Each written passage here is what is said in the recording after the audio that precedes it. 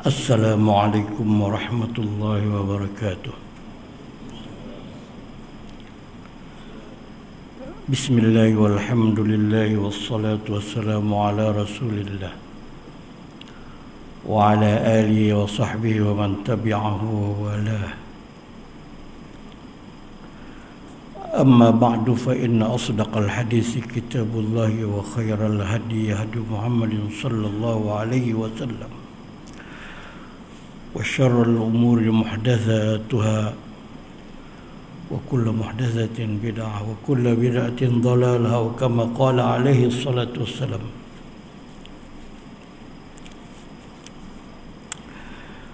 Tuan Pengurusi Surau serta ahli jawatan kuasa, tuan-tuan imam dan pegawai-pegawai surau, hadirin dan hadirat, pelanggan setia Surau An-Nur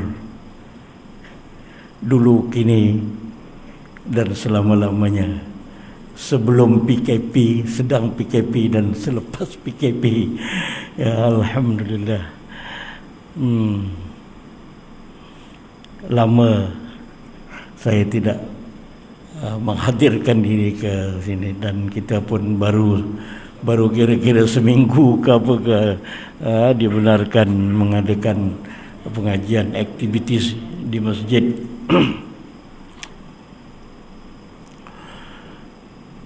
Tapi masih lagi ada penjarakan fizikal atau penjarakan sosial.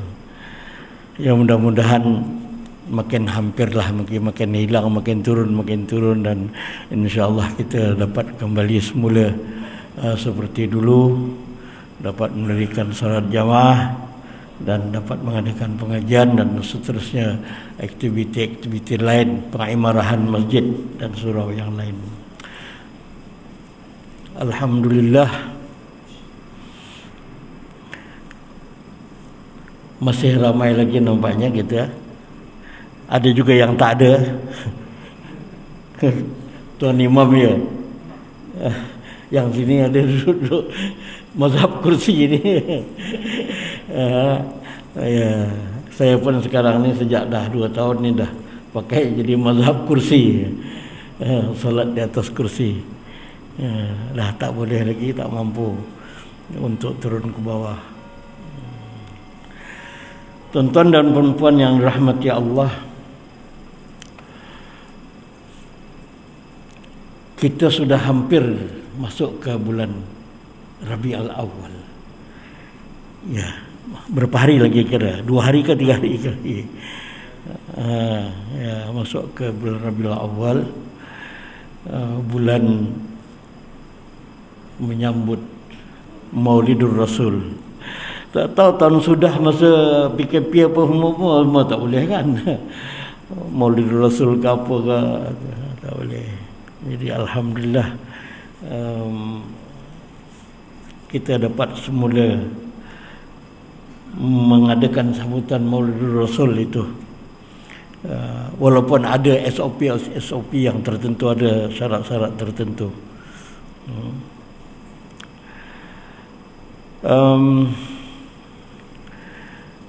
Kenapa kita mengingatkan itu? Ya, itu kan Rasul kita, Nabi kita,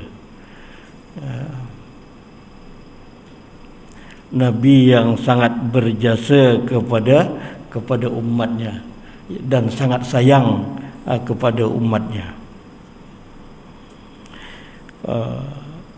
Pergilah ke mana-mana dalam dunia ini di mana terdapat komuniti orang Islam, maka di sana akan diadakan sambutan Maulidur Rasul.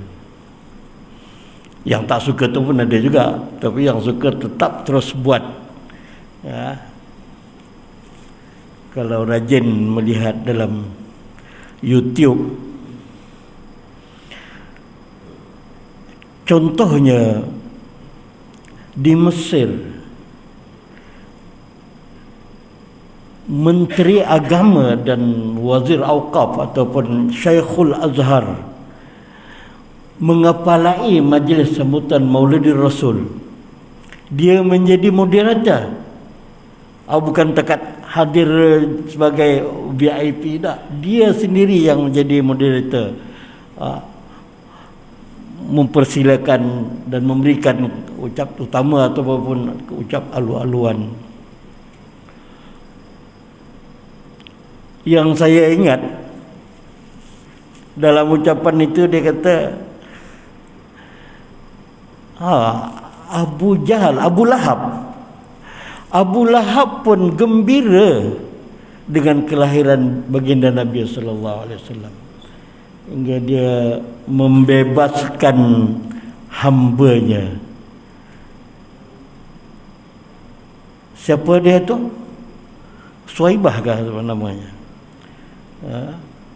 Hamba perempuan itu. Dia bila terdengar raja khabar Abdullah mendapat anak, itu Nabi Muhammad lahir, dia terus berkejar berjumpa dengan Abu Lahab.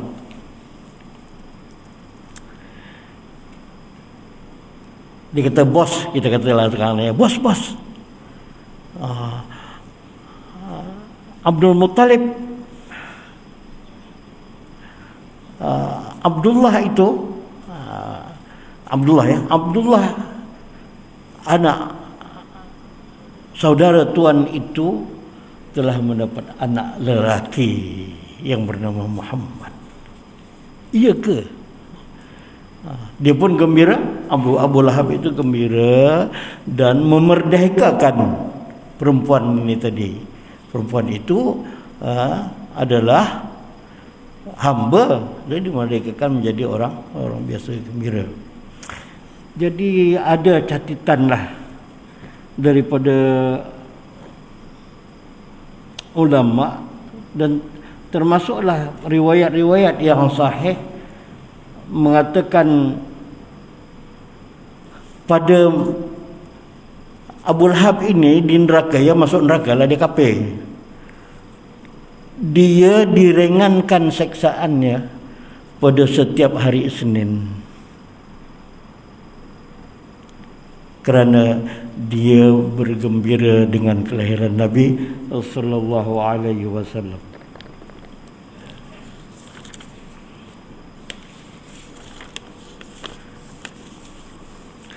Tuan-tuan yang dirahmati Allah, dalam Quran Allah mengingatkan kepada Nabi Muhammad sallallahu alaihi wasallam, beritahu bahawa Allah telah mengutuskan Nabi Musa dengan ayat-ayatnya di sini dengan mukjizat, tanda-tanda kebesaran Allah Subhanahu wa taala, supaya Nabi Musa menarik keluar Bani Israel dari kekejaman Raja Fir'aun, bawa keluar menyeberang Lautan Merah. Bawa keluar maksudnya mengeluarkan mereka daripada kekejaman, dari kegelapan kepada cahaya hidayat. Apa kaitannya? Kaitannya di situ Allah berfirman, wa dzakkirhum bi ayyamillah. Apa dia tuan-tuan? Wa dzakkirhum bi ayyamillah. Ingatkan mereka. Ya Allah cakap pada Nabi Muhammad, ingatkan mereka dengan hari-hari Allah Subhanahu wa taala. Hari-hari Allah Subhanahu wa taala itu apa? Ulama memberitahu hari-hari Allah itu maksudnya hari-hari di mana Allah memberi nikmat kepada umatnya, kepada makhluk, memberi nikmat, ataupun hari-hari yang Allah Ta'ala turunkan bala. Ni kalau ada Allah Ta'ala turunkan bala, kena ingat, kena catat dan kena ingat. Oh dulu begini. Kalau dapat nikmat pun begitu juga. Maka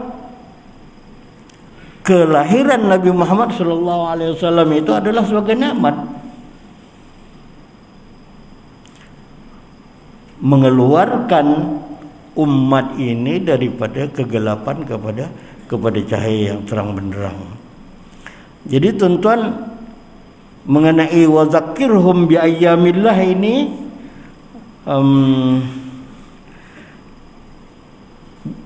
bunyinya ayat itu Allah berfirman, walaqad arsalna Musa bi ayatina an akhrij qaumaka minadh dhulumati ilan nur wa zakkirhum bi ayyamillah, disebutkan sebagai ayyamillah, hari-hari Allah memberikan nikmat, iaitu dalam surah Ibrahim ayat 5. Tuan boleh tengok dalam surah Ibrahim ayat 5. Para tafsir macam-macam, berbagai-bagai tafsirannya, tapi yang seronok itu ialah ayyamillah, termasuklah nikmat-nikmat yang Allah berikan. Nabi Musa, nikmat yang Allah berikan kepada Bani Israel, ia dapat melepaskan Bani Israel daripada dizalimi oleh Firaun, dibawa menyeberang Laut Merah. Tapi dalam ayat itu Allah menyebut Nabi Musa ini diberi kelepasan dengan ayatina. Ayatina itu tanda-tanda kebesaran kami. Ulama tafsir kata mukjizat. Nabi Musa itu Allah berikan tugas-tugasnya diiringi dengan mukjizat, dibantu dengan mukjizat yang hebat. Tuan-tuan ada pernah dengar tak orang beritahu mukjizat Nabi Musa yang besar ini ada 9. Tapi yang kita tahu ada 2 aja kali. Yang paling kita tidak lupa, tongkat Nabi Musa itu menjadi ular. Makan ular-ular yang dicampakkan oleh tukang sihir daripada tali. Dia pun jadi ular juga tali dia, tapi pasif, bergolek-golek gitu. Yang tongkat Nabi Musa ini dia makan, ngap-ngap habis. Firaun menjadi takut. Ini apalagi mukjizat yang Allah berikan kepada Nabi Musa, tangan beliau bercahaya. Masukkan dalam kocek baju, bila dicabut keluar cahaya, bercahaya-cahaya. Wah, ini payahlah ya. Kalau lampu bercahaya okeylah, ini tangan keluar cahaya. Itulah barangkali orang nak buat apa, buat filem ke buat apa ke, cerita kartun ke apa, tarik tangan dia keluar cahaya, berlawan dengan musuh. Barangkali ada idea daripada situlah. Nabi Musa ini dia mengeluarkan tangannya, keluar cahaya. Itu baru 2. 9 lagi mana?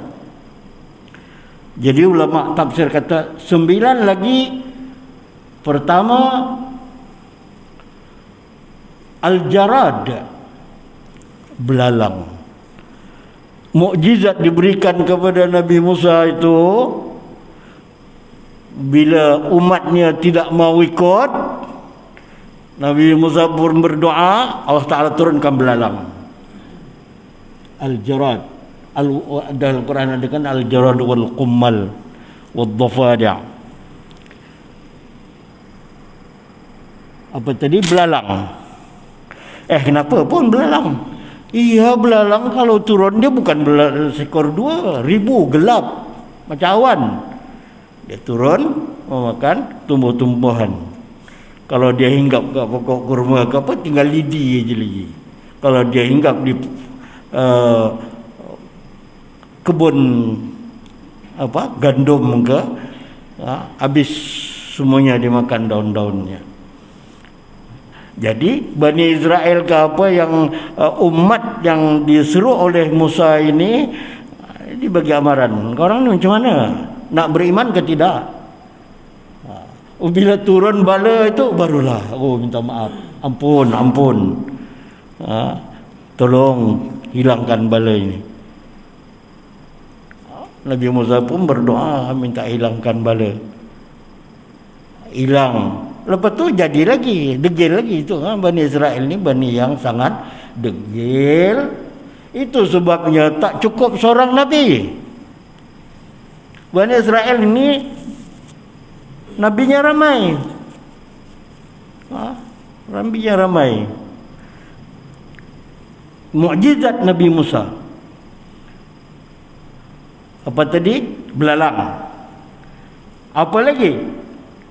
Kummal, kutu, ataupun bubuk ke apa ke, buka-buka nak masak nasi, ambil beras, bubur, ambil gedung, bubur, ataupun dia menyerang tumbuh-tumbuhan. Kita tak pernah itu, kita adalah sikit-sikit benda perang dan sebagainya. Apalagi yang Allah turunkan sebagai tanda-tanda kebesaran Allah Subhanahu Wa Taala yang dibawa oleh Nabi Musa, ad-dhafadi', kata. Allah turunkan bala dengan kata, banyak kata. Ya Allah. Kenapa pun kalau dia banyak tak apa, langgar ajalah, pijak aja. Bukan begitu. Hatta di bawah tudung saji pun barangkali ada kata. Dalam bungkusan nasi lemak pun buka-buka ada kata. Lalu nak makan,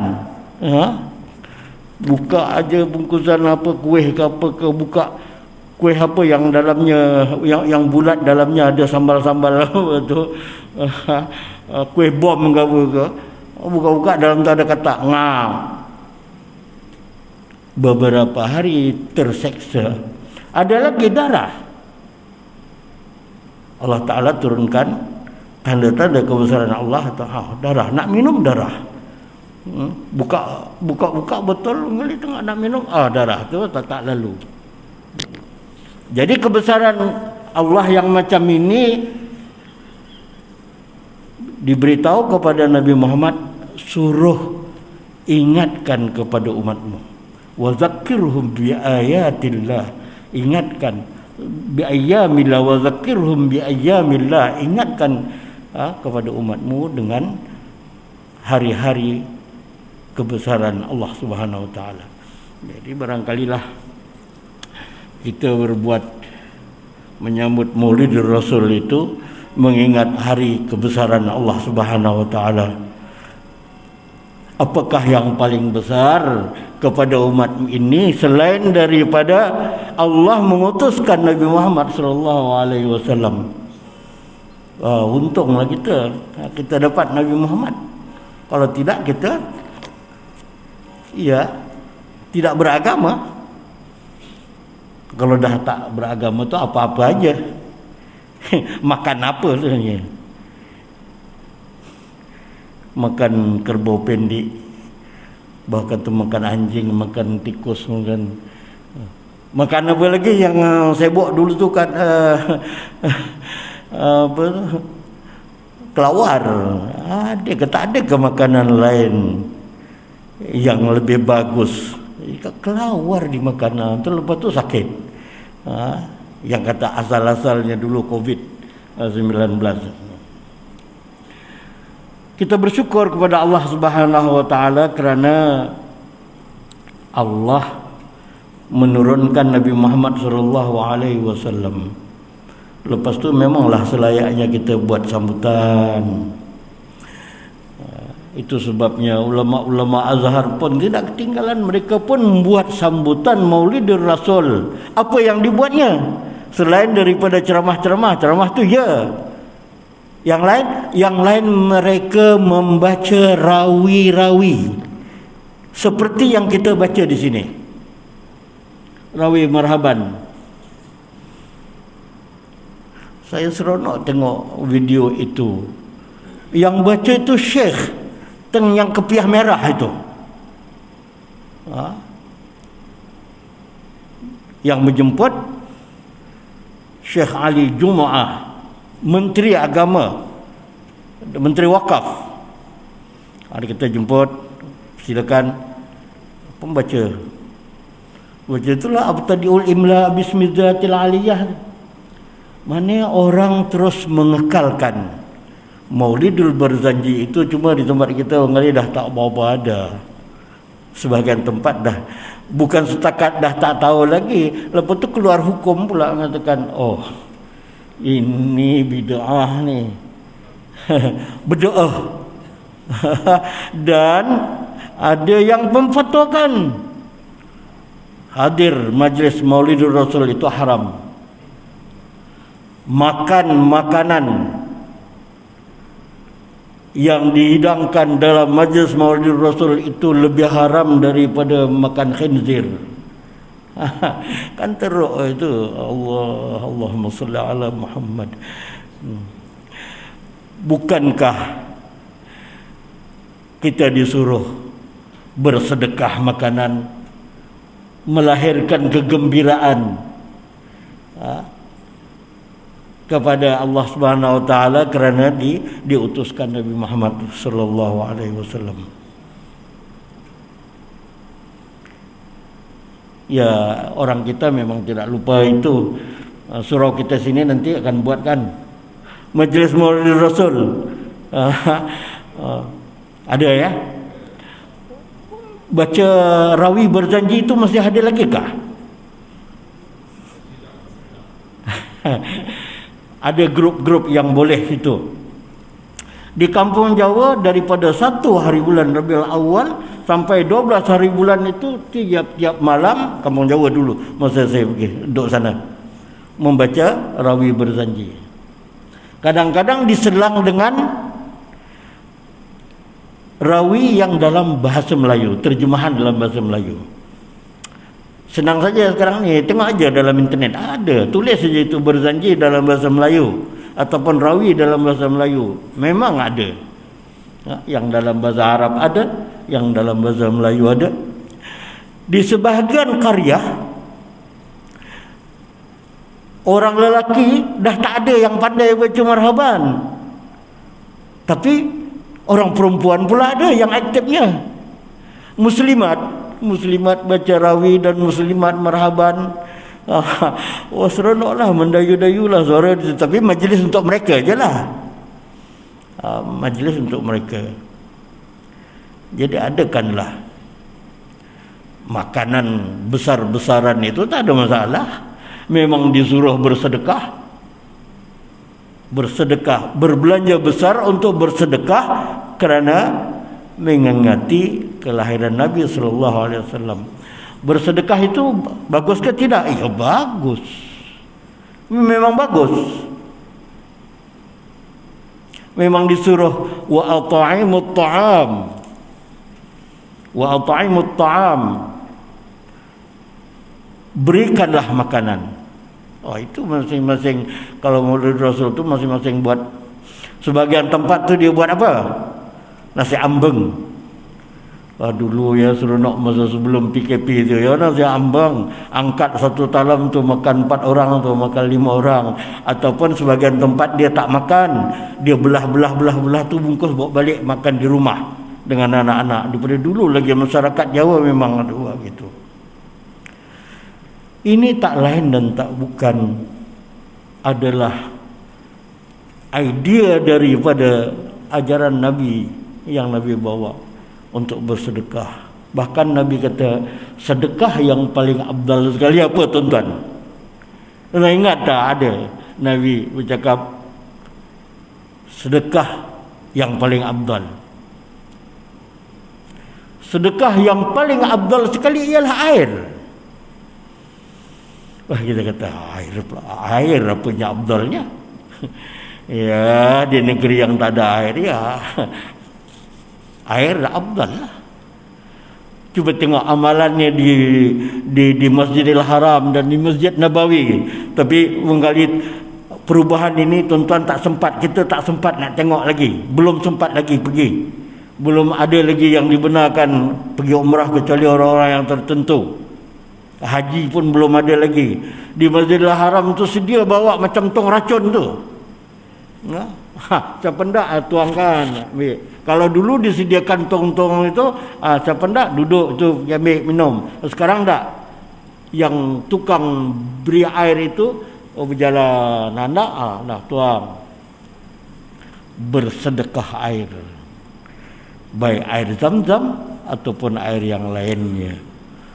Itu maknanya, sedekah air aja ke? Iyalah, takkanlah air aja. Tapi sekurang-kurangnya air. Kalau sedekah nasi, sedekah nasi lagi seronok. Dengar aja kata, malam ni ada masjid Maulid Rasul buat iklan nasi Arab. Ya, datanglah, bawalah anak-anak dan keluarga untuk merayakan, bergembira, seronok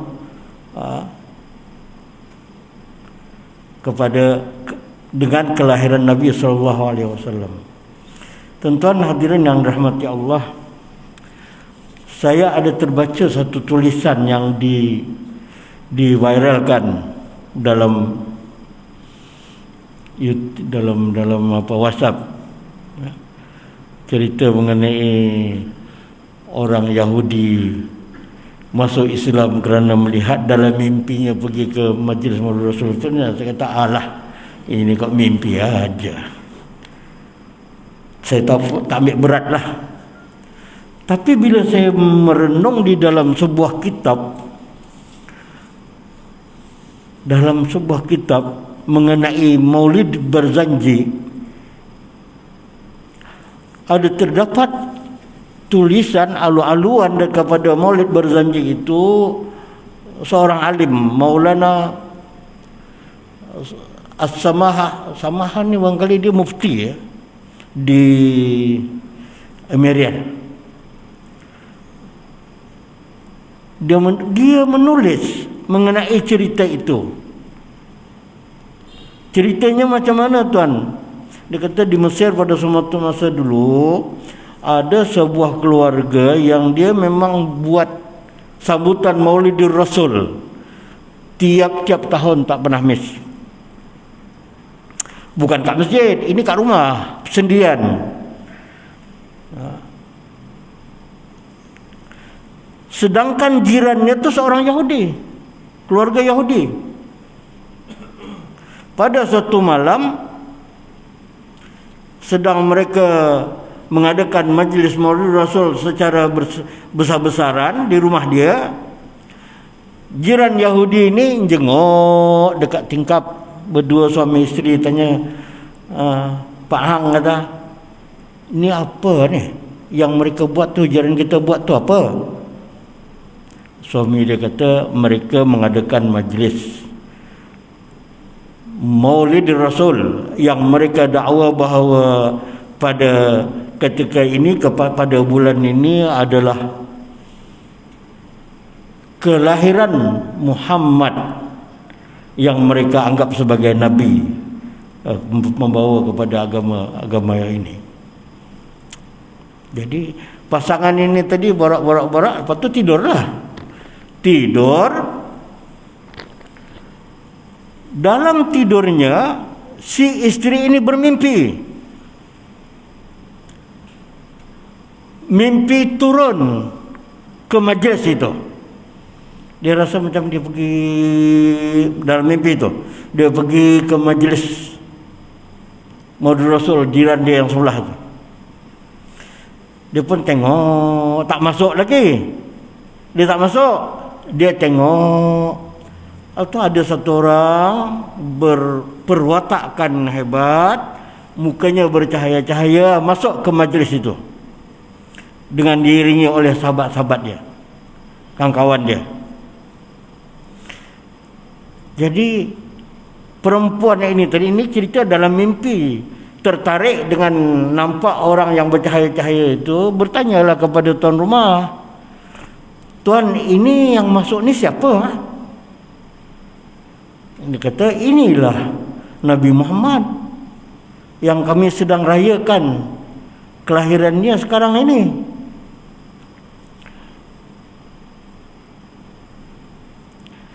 Kira-kira Orang perempuan tu cakap, kira-kira kalau saya nak masuk berjumpa dengan orang itu, apa boleh? Boleh ke tidak? Nak bercakap-cakap dengan dia? Tuan rumah kata, boleh, tak ada masalah, silakanlah.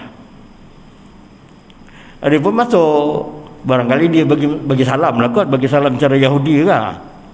Orang Yahudi salamnya nah, salam gitu. Salam. Dia pun nak salam juga ya. Nah, lebih kurang tu Yahudi dengan Islam lebih kurang. Kita salam kita dalam Quran ada salamun. Salamun qaulam mir rabbir rahim, kan ada. Kita ataupun assalamualaikum yang maksudnya assalamualaikum. Cuma bagi salam. Tuan, saya nak berjumpa dengan tuan. Nak bercakap-cakap sikit boleh tak? Cakap pada orang yang masuk, yang dikatakan itu tadi Muhammad. Ini dalam mimpi ya. Dia kata labbaika, dia kata labbaika. Labbaika tu apa ya? Macam orang baca talbiyah tu, labbaik Allahumma labbaik. Kira-kira labbaika tu welcome lah kot. Orang Jawa kata monggo, monggo. Iya ke? Adakah Jawa lagi sini ya? Monggo, silalah. Orang perempuan tu kata, tuan, saya ni bukan agama Islam dan saya memusuhi agama tuan. Tapi bila saya menyapa tuan, tuan kata labbaika, silalah, dia alu-alukan, welcome, monggo. Macam mana tu? Orang yang dikatakan Nabi dalam mimpinya itu tadi, saya ini adalah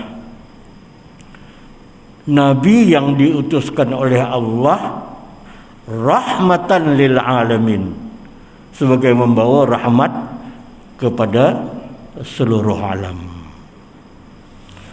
Dia kata bagus betul lah kalau begitu ya. Saya memusuhi Tuhan tapi Tuhan meraihkan saya dan saya disebut sebagai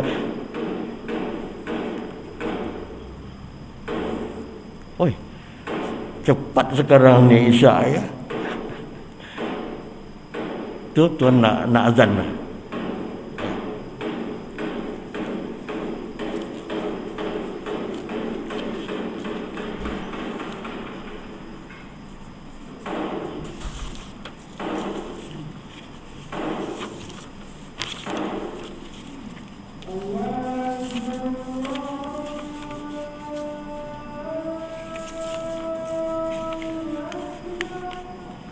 Allahu Akbar.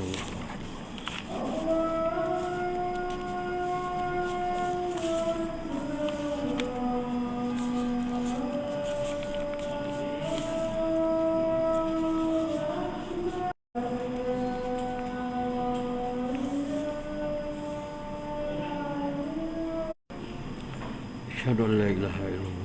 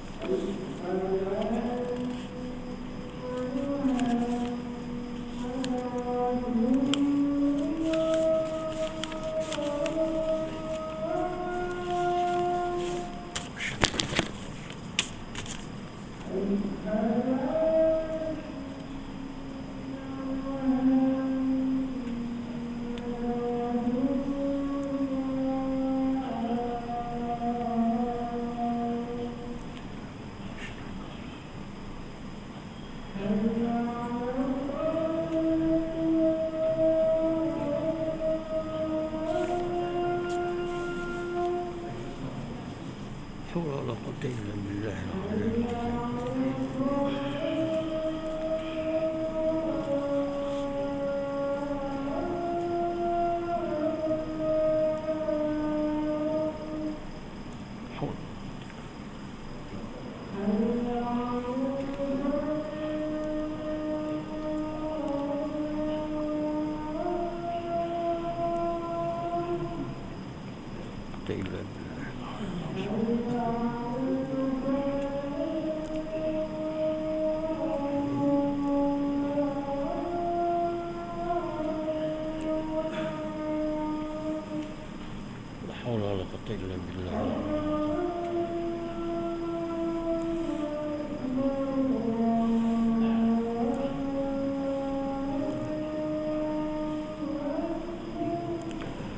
Allahu Akbar.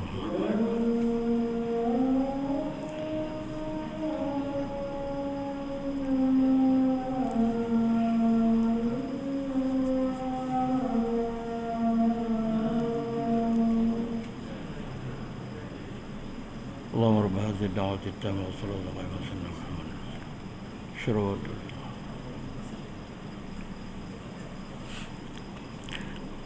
Sambung sikit lagi tuan, cerita mimpi tadi tak habis lagi.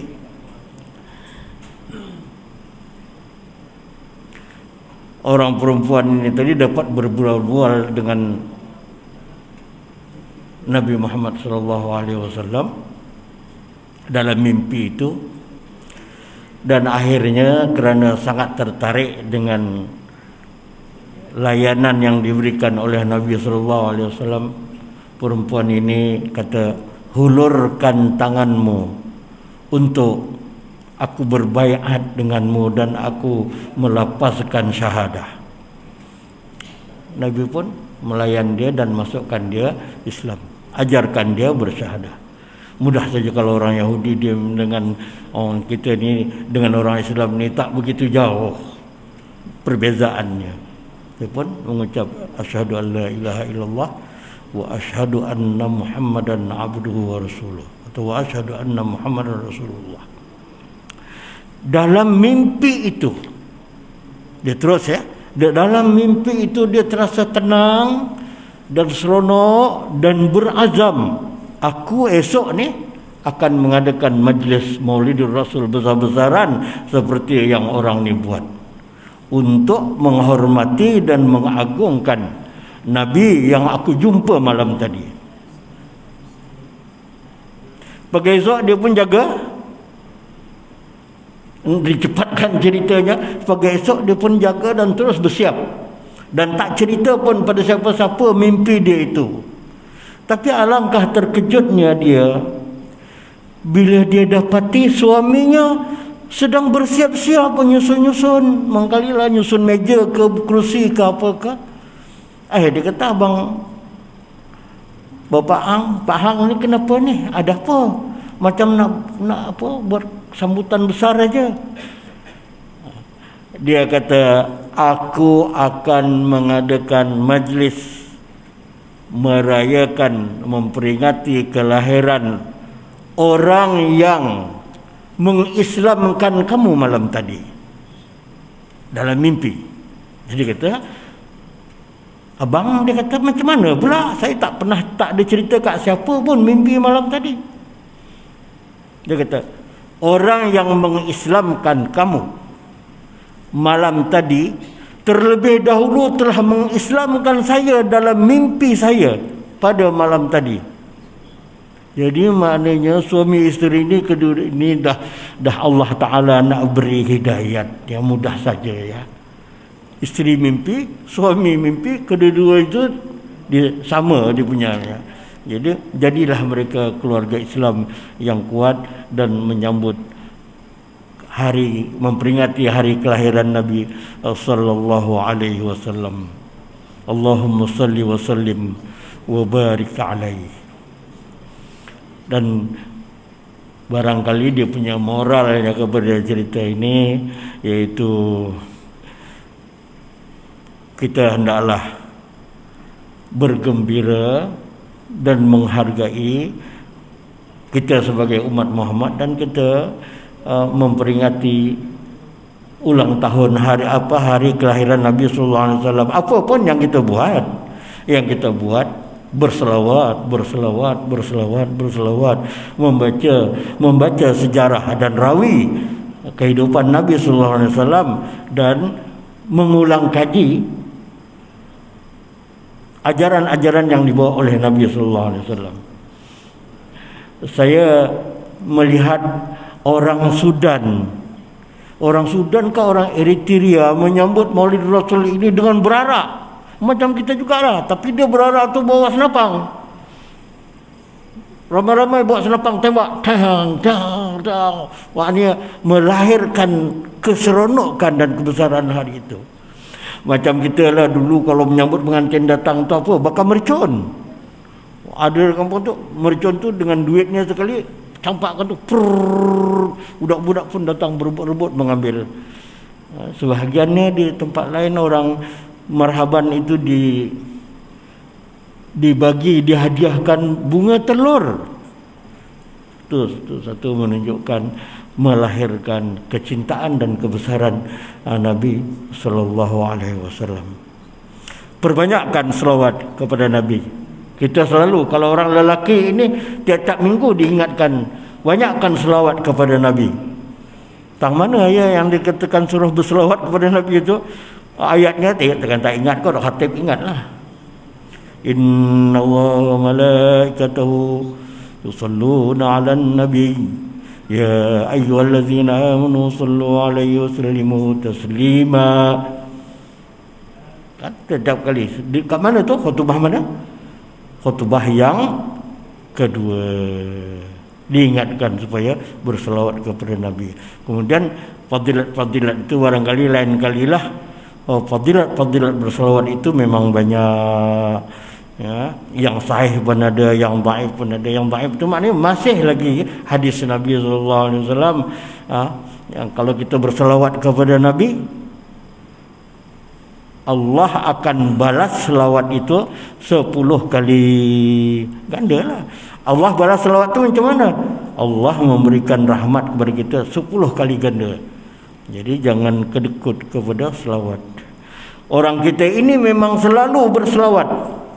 Datuk nenek kita dulu memang selalu berselawat. Bahkan kadang-kadang tempat yang tak sesuai berselawat pun berselawat. Bukan tak sesuai, tak disuruh pun.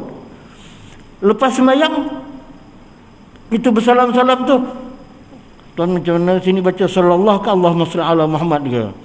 Sallallahu ala Muhammad sallallahu alaihi wasallam. Ada sebahagiannya tu lepas sembahyang bersalam-salaman, Allahumma salli ala Muhammad ya Rabbi salli alaihi wasallim. Penghabisannya tu ya Habiballah ya Rasulullah. Khatib nak naik ke mimbar, dibacakan selawat. Ingat tak lagi dulunya, sekarang ni tak tahu lagi, dah tak ada lagi, dah tak sempat dah. Allahumma salli wa sallim wa zid wa an'im wa tafaddal wa barik. Pendek kata, ulama-ulama dulu menyusun mekanisme yang sangat berfaedah untuk kita. Kalau tidak tak selawat, kalau tak sembahyang lagi lah tak selawat langsung. Nak menegakkan rumah berselawat. Apa? Dia punya alang, dia tiangnya tu dengan kayu tali ditarik. Masa tarik tu, Allahumma shalli ala Muhammad, ramai-ramai. Ada disuruh? Tak ada. Yang ada disuruh memperbanyakkan selawat kepada Nabi sallallahu alaihi wasallam. Apa faedahnya? Darjat kita dinaikkan dan dosa kita dihapuskan. Darjat dinaikkan, dosa dihapuskan. Masya Allah. Kalau dosa kita ini dihapuskan, Masya Allah, itulah apalah yang paling besar sekali daripada itu, nikmat itu. Yang kita ni kan tiap-tiap hari menghilang dosa. Tiap-tiap hari celik-celik je dah berdosa dah. Lepas tu kalau Allah janji supaya dosa kita diampunkan dan darjat kita dinaikkan, maka itulah yang paling menggembirakan kita. Buatlah apa-apa, insya-Allah. Mudah-mudahan kalau tuan-tuan buat majlis Maulidur Rasul, beritahu saya datang, insya-Allah. Ikut sama nasi ambang kan, nasi Arab ke apa ke, tak kira lah. Nak dengar marhaban orang sini macam mana caranya, ya. Allahumma salli wa sallim wa barik alaihi. Atirillahumma qabrahul karim bi'arfin shaziyyin min salati wa taslim. Allahumma salli wa sallim wa barik alaihi. Bismillahirrahmanirrahim. Allahumma aftah qulubana wa aftah al-arifin. Allahumma nawwir qulubana binuri hidayatika kama nawwartal arda binuri syamsika abadan abada birahmatika ya arhamar rahimin. Wa sallallahu ala sayyidina Muhammadin nabiyil ummi wa ala alihi wa sahbihi wa baraka wa sallam. Walhamdulillahi rabbil alamin. Taqabbalallahu minkum.